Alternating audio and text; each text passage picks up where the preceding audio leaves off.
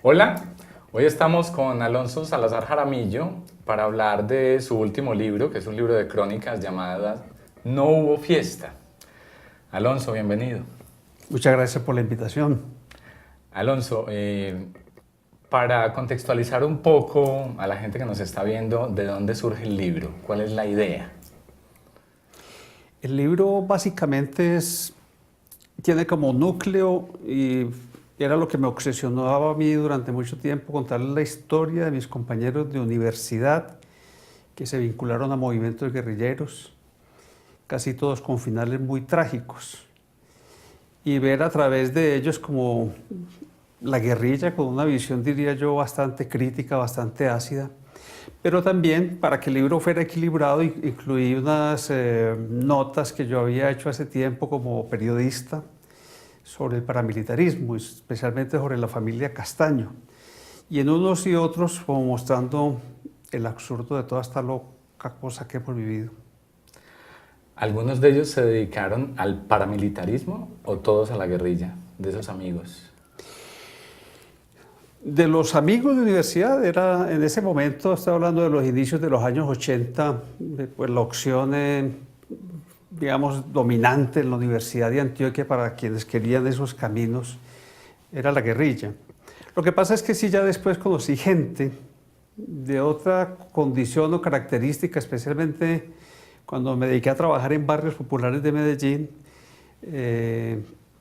donde gente que era miliciana, por ejemplo, o sea, de ideología de izquierda supuestamente, después muchos de ellos terminaron siendo paramilitares. Ha habido un reciclaje permanente de esas violencias. Alonso, mirando el libro, recuerdo un poco como la historia de Eduardo Pizarro León Gómez, que es el hermano de Carlos Pizarro, que él tiene un texto que dice, ¿por qué no fui guerrillero? ¿Por qué Alonso Salazar no fue guerrillero? No sé, y es una de las preguntas que intento responder. Yo diría que es que no había una condena para decir, en ese momento quien quisiera algo profundo o interesante o cambio, pues tendría que ser guerrillero. Desde luego había como mucha influencia de eso, pero ya en ese tiempo incluso muchos sectores que habían estado vinculados a la guerrilla empezaron a ser críticos, especialmente del ELN y del EPL. Eso puede ser una influencia muy alta porque yo me encontré tanto con disidentes del ELN como del EPL, es decir, de quienes ya no creían en la lucha armada, por lo menos de la manera como se estaba haciendo. Y desde el punto de vista intelectual, muy influyente para mí es Stanislao Zuleta, que es una crítica profunda a los dogmatismos, incluido, pues yo creo que especialmente el de las guerrillas. Alonso, en las otras entrevistas que ha habido sobre este libro, ha aparecido una frase suya muy interesante, pero también debatible, y es que tenemos opción, se puede elegir, ¿sí?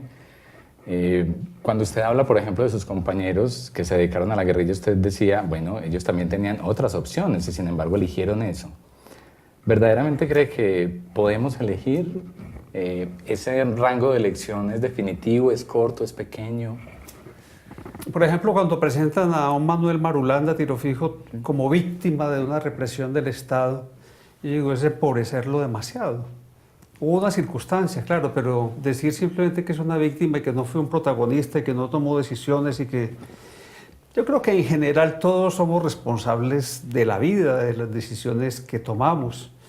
Y solo unos pues fueron allá. Entonces ellos tomaron unas decisiones, pero digamos que la responsabilidad empieza a crecer en la medida en que los años transcurren, se evidencian muchos males del proyecto, que se va transformando incluso en un proyecto contra el pueblo que se quería salvar. Entonces quienes no tuvieron capacidad de leer todas esas circunstancias, pues en la medida que pasó el tiempo cada día eran más responsables de las acciones que tomaron. Y los que terminaron en las FARC, uno de los personajes es Iván Ríos, que la gente lo reconoce porque le cortaron la mano, su jefe de seguridad, pues fue de ellos el que cumplió casi el ciclo de 50 años. Entonces uno no puede ser guerrillero y dirigente guerrillero solo porque es víctima o porque le tocó. Es una decisión.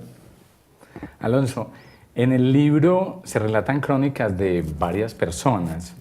¿Cuál de esos personajes es el que más le llega como al corazón, que más lo recuerda? Si es que hay alguno. Sí, especialmente el que, Santiago Montoya, que le decíamos Tacho. Digamos que era el, entre comillas, más humano de todos de los de esa generación y con un final muy trágico, a pesar de que él tuvo la sensibilidad. Se hizo guerrillero después de profesional, cosa que era rara, pero también rápidamente identificó que estaban errados. Entonces él se desmovilizó mucho antes que su organización, el M-19, y en este barullo, en este absurdo de las violencias, lo desaparecieron a la zona donde fue a trabajar como zootecnista, que era su profesión, en Ayapel, cuando, digamos, ya estaba por fuera del proyecto revolucionario o armado que justificaría una acción represiva. Y sí, como otros también, se perdió por allá en ese mar de ciénagas y de selva, ¿no? Alonso, es inevitable que al hablar en un libro sobre todos estos temas nos surja la pregunta de actualidad sobre el proceso de paz. ¿Qué piensa del proceso de paz con las FARC? Yo voté por el sí, y en general desde hace muchos años trabajé con organizaciones y con personas que estuvimos siempre interesados en que hubiese una solución política de este conflicto. Ahora, en la medida en que todo transcurrió, sobre todo después de la constituyente, lo que transcurrió como un accionar reiterado y pesado y duro de las guerrillas, donde incluso fueron más fuertes militarmente cuando más impopulares fueron, porque tenían unos sistemas de ingresos poderosos. Ellos empezaron a actuar como un ejército de ocupación en el propio país, o por lo menos en la región de donde yo soy, que destruyeron nuestros pueblitos muy sencillos, muy pobres. Entonces yo lo que creo es que, claro, se dice que se perdió el plebiscito. Yo digo, no, el pueblo colombiano fue muy generoso con las FARC porque casi la mitad de los colombianos dijeron, sí, vengan, bienvenidos. Después de unas huellas y de unas cicatrices muy profundas. De ahí para adelante lo que viene ya es un grado de incoherencias y de desajustes en esos cronogramas que han enredado mucho todo. Yo creo que la noción a la que se comprometieron de verdad justicia y reparación debiera ser, si no precedente, por lo menos sí muy paralela a cualquier manera de participación en política. Pero digamos que en general creo que esa es una buena solución para este pleito colombiano. Álvaro Uribe los derrotó estratégicamente y la consecuencia militar de una derrota estratégica no es perseguir al último hasta exterminar el último. No, son lo que llaman armisticios o en este caso procesos como de, entre comillas, de sometimiento. Alonso, finalmente una pregunta que perfectamente pudo haber sido la primera. ¿Por qué no hubo fiesta? El título de No hubo fiesta lo tomé yo de un concepto de Jaime Bateman, el gran dirigente del M-19, que fue en esa época la guerrilla más popular, más significativa. El M-19 y Bateman pusieron la guerrilla de moda en los 80, porque la guerrilla ya estaba envejeciendo, se estaba perdida en los montes, y él trajo las acciones a la ciudad y dijo, porque él era muy caribeño y muy tropical, dice, la revolución es una fiesta, para romper como con una noción muy de sacrificio, de ascetismo, pero ellos mismos fueron demasiado temerarios, ¿no? Diría yo, irresponsables, repentistas, y generaron unas tragedias muy grandes en el país también ellos. Les abono eso que se han movilizado primero que todos. Desmovilizado, sí. Sí, desmovilizado. Pero pues no hubo fiesta. Lo de las guerrillas, más lo de los paramilitares, más las incoherencias del Estado, nos hundieron en una crisis humanitaria muy profunda. Alonso, gracias por acompañarnos. No, muchas gracias por la invitación. Feliz de estar acá. Que estén muy bien. Gracias por acompañarnos ustedes también.